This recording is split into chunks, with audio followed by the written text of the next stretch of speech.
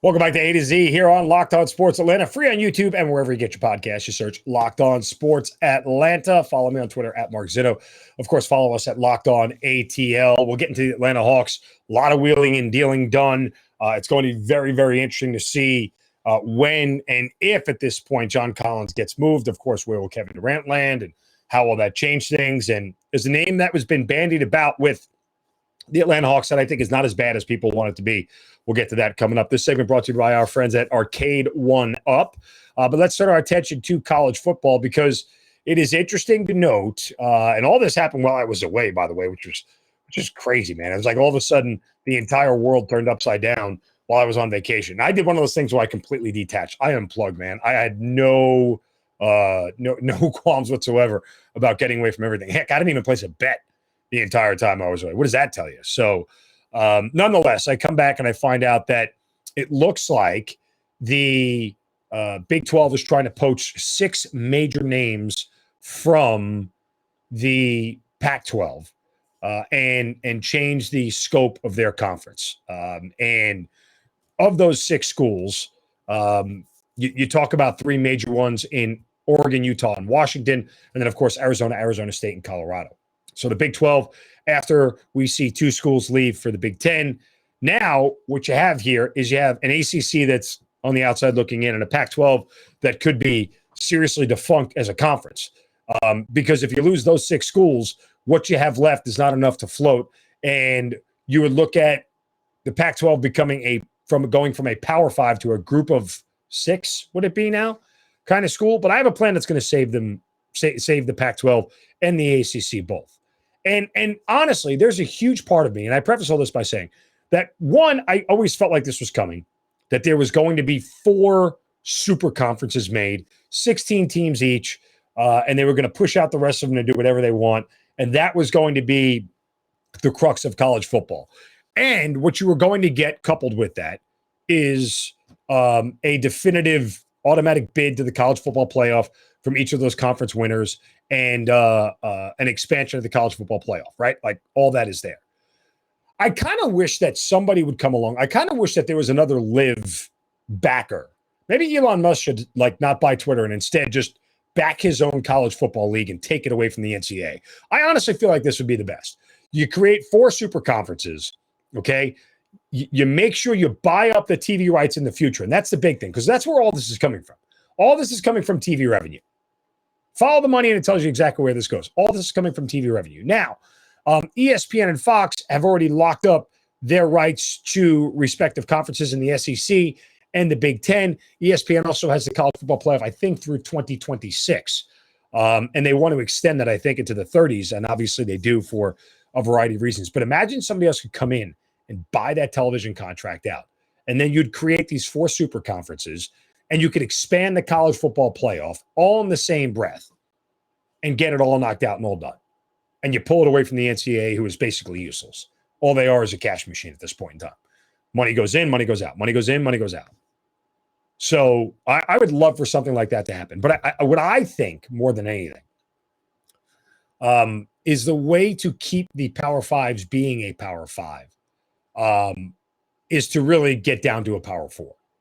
And the ACC and the Pac-12 would do each other well to make sure that they stay relevant. And the way they stay relevant is join forces.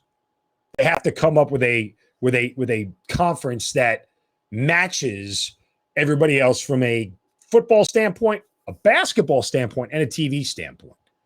And here's what I would propose. Because in this whole idea of being poached, if I was the Pac-12, and I'm the Pac-12 commissioner, you only need to be talking to 3 schools right now: Oregon, Utah, and Washington. That's it. Those are the only 3 schools you need to be concerned with. Everybody else can leave. Everybody else can go. You don't care. See you. Those are the schools that they need to be looking at and talking to. If they can save those 3 schools and tell the Big 12, take anybody else you want. Take anybody, please. Take anybody else you want. I don't care what other 6 schools you want. You could take those 6 and be perfectly happy. I mean, take anybody but those 3, and I'll be perfectly happy. But let's get creative and do some wheeling and dealing here, because the Pac-12 ACC combo, that I could pull off. Ready? Gets you 12 teams right now. And if you'd like to go to 14, you can. But let's just say at 12 teams, okay? If you keep Oregon, Washington, and Utah, okay? Those three are important. From the ACC, these are the teams that you take. And these are 6 teams that you take that are important. You take Clemson, FSU, Pittsburgh, Miami, UNC, and NC State. And you're really only asking for UNC and NC State for the Charlotte market. That's really what you want. That's a market that's big enough that people care about. And I know neither one of those schools is actually in Charlotte, but it's one that they care about. And then what you do, in allowing the Big 12 to take whoever else they want, you ask for 2 things in return. I want 2 things in return. Texas Tech and TCU. Take whatever schools you want, give us Texas Tech and TCU back. Why? Because you need Texas markets because it's college football, particularly TCU in Dallas. And then, oh, by the way, in order to get you the 12th team, go poach Houston from Conference USA because you want the Houston market. Done. So your conference would look like Oregon, Washington, Utah, Texas Tech, TCU, Houston. That's your Western division. Your Eastern division, Clemson, Florida State, Pittsburgh, Miami, UNC, NC State.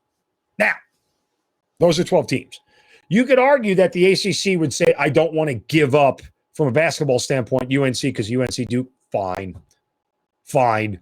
My argument then would be, okay, keep UNC, give me Georgia Tech just simply for the Atlanta market.